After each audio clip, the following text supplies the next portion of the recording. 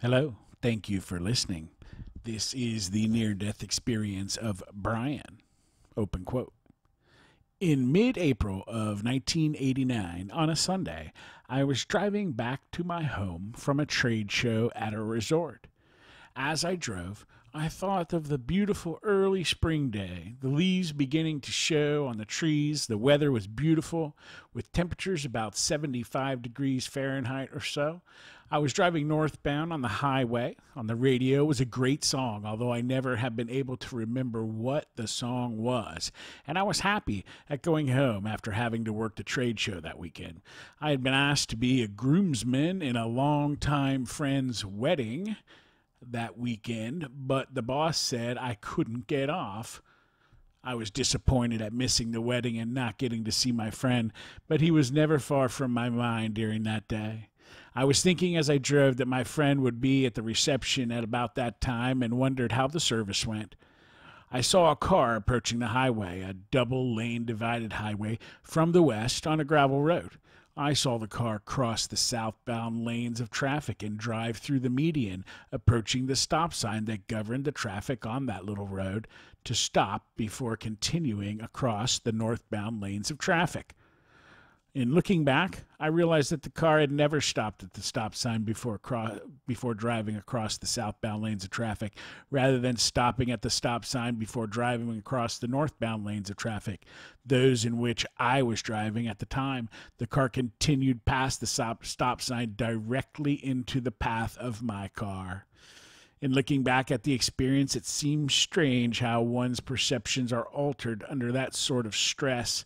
My mind saw the car as a huge mid-70s Lincoln Town Car.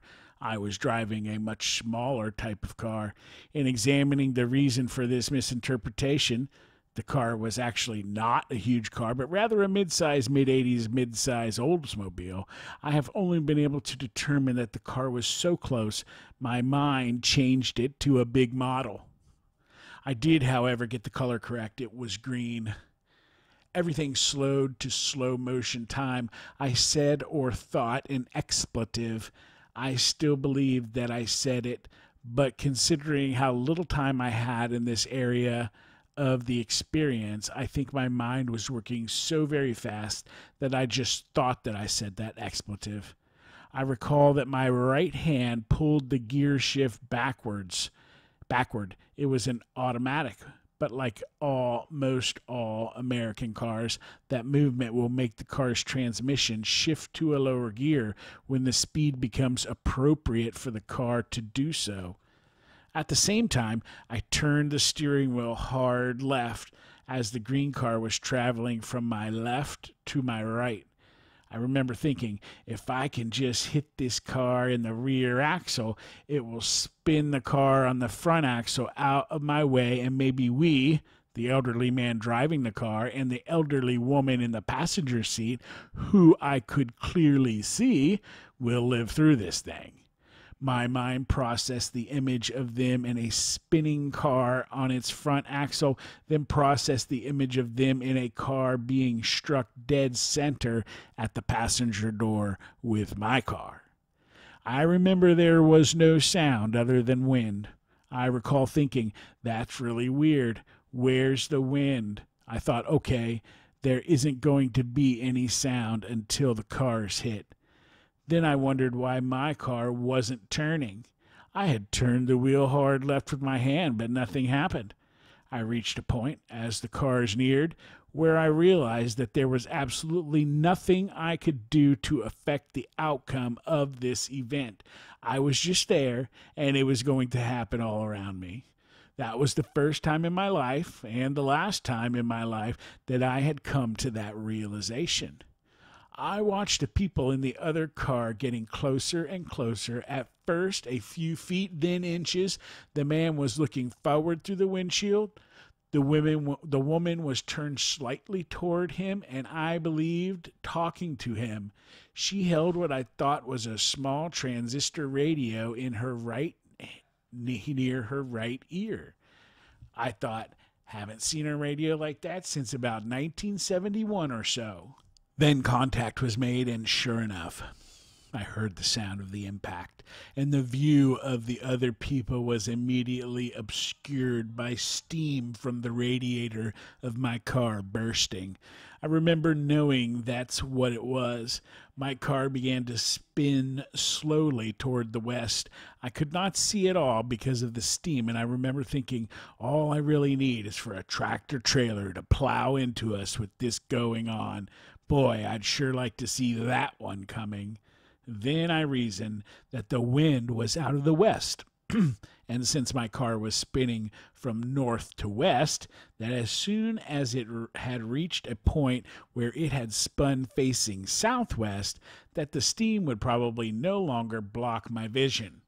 Sure enough, when the car spun facing the southwest, the steam was carried out of my field of view, and I could see down the highway from the direction in which I had just come.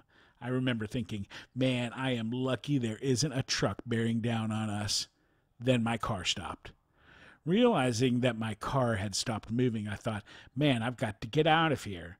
I remember my head bowing and my chin striking my chest, and then there was a big poof sound. The only way I can describe that sound is like that made when you lock your lower lip behind your upper teeth and blow your lip back out into normal position. Phoofing. I recall feeling as if I was poofed, like I was a spit-wad being quickly forced through a straw. I heard and felt the poofing. I was standing, for lack of a better word. The elevation was about right, and I seemed to be generally vertical in orientation to the rest of the world, next to the driver's hood of my car. I looked at the guy sitting there and thought, hey, that's me, and I'm sort of a mess. Not too bad, though. Doesn't look like anything was torn off the body. It all looks pretty much there, but it is dead. I had worked in a funeral home for about a year and a half and was quite familiar with bodies and how they look when they're lifeless. At this moment, I heard a voice behind me and turned. There, standing, still for lack of a better word, were two friends of mine who had been killed in a car wreck in 1983. They had been together when they were killed, as was fitting since they were always inseparable, and the three of us were closer than brother and sister.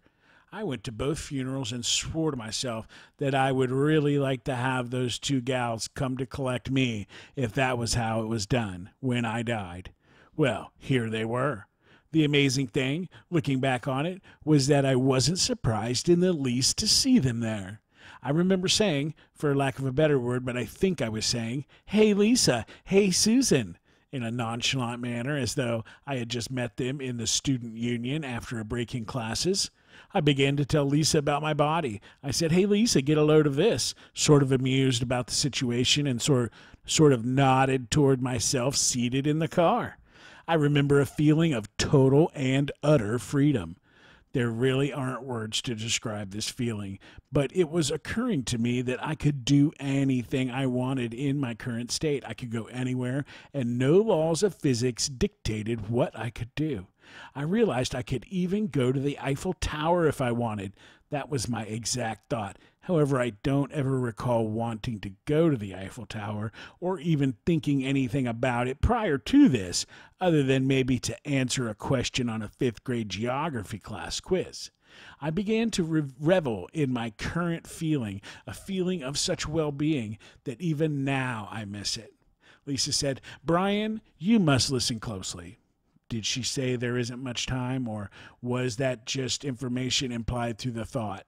Not sure. Lisa continued, you must look, and pointed, or rather directed my attention in some other manner.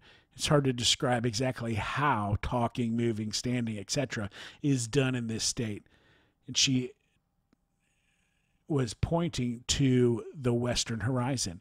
I noticed that pretty much all the world was muted, like a television that isn't getting good reception, and occasionally the black and white is broken by a blob of color, but pretty much it's black and white.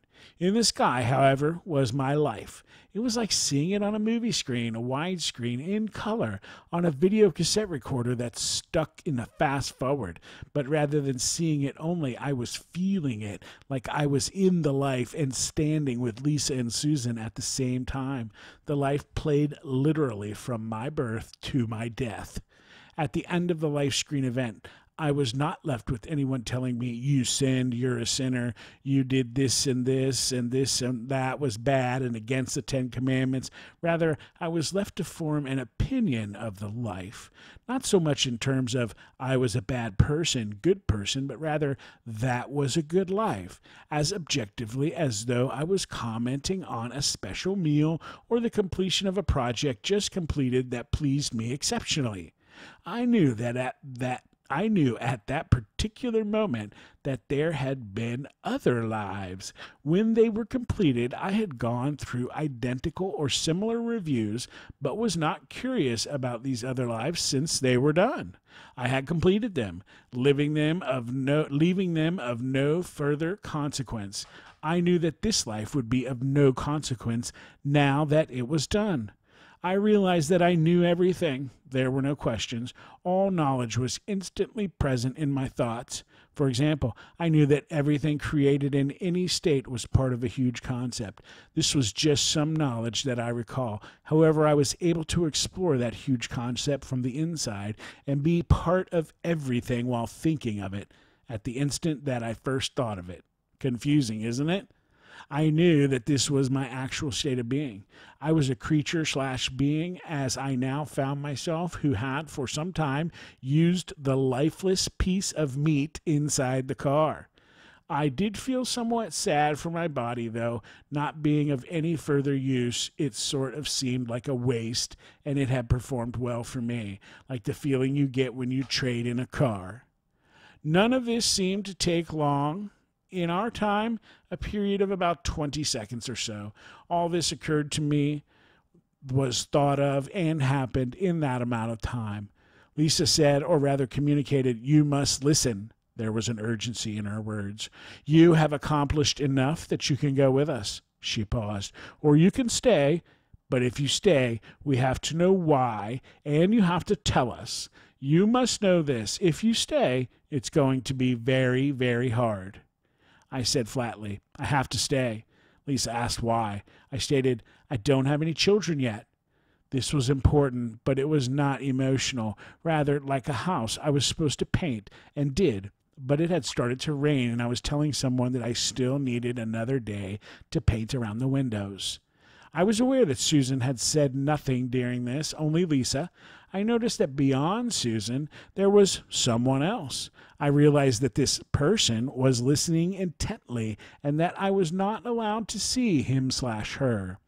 This person appeared only as a huge presence that was perceivable only as waves of distortion, shielded from my consciousness so that I could not see him/her directly.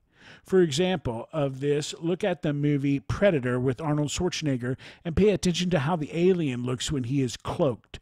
I was seeing that effect. I was not threatened by this and don't want to influence the reader, utilizing my movie example of the dreadful cutthroat alien, but only wanted to provide a reference to the visual distortion used. There were no feelings of danger, only a realization of this presence.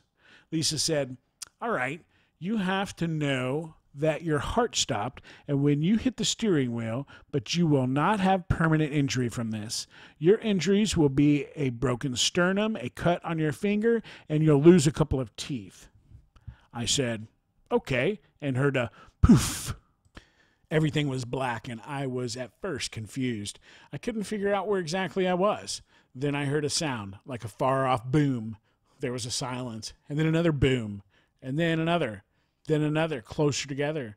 Then I heard a heartbeat sound, and another, and realized that the booming was my heart starting. I remember thinking, "Why, that's my heart starting." Then the realization hit me that I needed to breathe a breath of air really, really bad. Like the feeling that you get when you're deep underwater and you don't know if you're going to make it to the surface before you run out of air. Now imagine how it would feel if you realized that you didn't make it to the surface before running out of air. That feeling. I took the longest, deepest, gasping breath that I can ever recall taking. When it was finished, I opened my eyes and observed the scene, and saw my hand begin to bleed. I shall not repeat all the particulars of the accident. However, I kept lapsing into and out of consciousness. Many times I could hear people talking but couldn't seem to react. At least 3 times that I recall, people felt my neck and said, "This one's gone." When I finally raised my head and made a statement to a state trooper who was bent over at the driver's door of my car, copying my VIN number off my dash, he leapt back and yelled, "Hey, this one's alive. Get over here." I remember an emergency medical technician in my car and vibrations from extraction equipment. I remember a television camera and stating, "Get the blank camera out of my face." I remember being in an ambulance and a woman emergency medical technician sitting on a bench next to me. I remember asking her, "Where exactly are we?" She said, "You're in an ambulance." I said, "No, where exactly on the road are we? How far from the city?" She said, "I'm afraid I have no way of knowing. There's only a little window." I remember saying, "That's all right. I'll go out and look." I recall passing through the side of the ambulance and seeing a rock quarry that I always used as a landmark and noting that we were almost to it. I went back to the side of the ambulance and told her, "We're almost to the rock quarry. Good, we're getting close." The medical technician got up, went to a small window on the side of the ambulance and said, "Oh, I see it. Yes, but how?" She didn't finish that sentence, nor did she say anything else other than, "You can just lay quiet. We're almost there," when she sat back down. Later, in the emergency room, the emergency medical technician from inside the car came and said, "You look much better than you did a while ago." I told him I felt better. He said, "In all the years I've been doing this, I've never checked anyone and been mistaken about them being living or dead until now." I told him, "Who says you were mistaken?" He had appeared concerned, but now he grinned and said, "You be cool, man," and left. A nurse asked me if I had a background in the medical profession, as I had told people at the scene and in the emergency room that I had a broken sternum, a cut on my finger, and that I would lose 2 teeth. I told her that I was not in the medical profession. I recovered from my broken sternum, the cut on my hand, and I had to get a couple of root canals done on my teeth. However, while in the hospital, I had so much trouble sleeping. Every time I started to doze off, I could feel myself beginning to float out of my body, and I thought I was dying again and knew I was supposed to stay, so I would wake myself up. End quote. That was an interesting story, Brian. Those directions on the car crash were a little bit tough, but a lot of great little nuggets of information there and descriptions about the person standing in the back of his 2 friends and kind of in the predator kind of wavy vibrational sense. I know we've read a couple of other stories where there's been somebody in the background coming kind of overseeing, maybe the boss or something like that. So that was pretty interesting. There are a couple questions here. Question, did you encounter or become aware of any deceased or live beings? Answer, yes, right behind me. I knew 2 of them, very good friends, but there was a third who I was not allowed to see clearly. They told me what had happened, gave me a movie life review of my life in which I actually was living again, and then told me I could go with them or stay. But if I chose to stay, I had to tell them why. I told them why, and they told me that it would be very hard, and I went, and back in I went. Question, did scenes from your past come back to you? Answer, I saw my mother giving birth to me. I hadn't seen that before that I recalled. I saw myself running my pedal car into the door facings in our hallway and being banished to the garage with it. I hadn't remembered that. I later found the mark on the door trim where my car actually hit. I learned that the life here was merely a method of increasing knowledge / experience for your actual, all caps, existence. Question: what was your religion prior to your experience? Answer: moderate. I was a Methodist married to a Catholic. I wasn't attending any particular church regularly at the time. I was just working and living. Question: what is your religion now? Answer: liberal. I'm not sure exactly what I am right now. However, I'm still married to a Catholic. I don't exactly know what I am currently. I don't really follow dogma of any particular religion, but feel like religious ceremony as seen in churches is not part of who or what I am. Does that make me liberal? Question: did you have a change in your values and beliefs because of your experience? Answer: yes. I know what the reason we're here is. I know why there's human life. I just don't know why I am here specifically. I know that there's a predetermined pattern for all life everywhere, from the smallest microbe to space. Question: was the experience difficult to express in words? Answer: yes. The experience left me brooding about the proper words to fit what happened.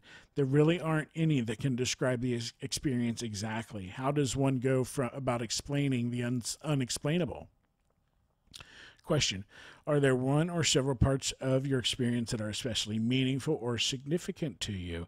Answer: best part is the knowledge of what's coming, the verification of eternity, and the feelings of being home. Worst part is being back in this body. It's like trying to move in a pair of mud-laden, wet and coveralls weighted down. That was quite a readjustment. Question: have you ever shared this experience with others? Answer: yes. I told my wife several days after this happened, and she stood there shocked and said, "That didn't happen," and walked away. That didn't help our relationship much. I've told my sister, who cried and said I had been given a real gift, and then thanked me. I told a good friend who was expressing that his mother had a dream he had died in a trench collapse. He was a plumber. He had a positive response and said he felt much better about dying. He died 3 days later in a trench collapse. Talk about being part of a plan. I was supposed to run into him that day and have that conversation. End of story. Wow. Thank you. Thank you for listening. Have a great day.